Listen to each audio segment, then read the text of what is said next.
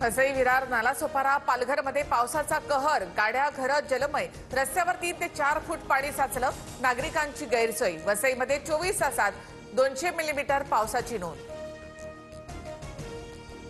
कुर्ल्याच्या LBS रोडवर कमरेहून अधिक पाणी.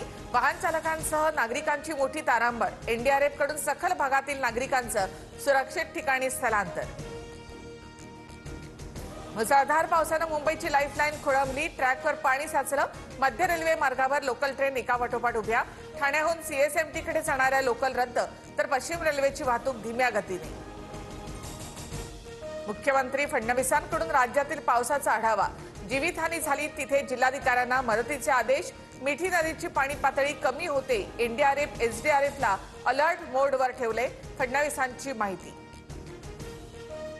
उपमुख्यमंत्री एकनाथ शिंदेंकडून मिठी नदीची पाहणी.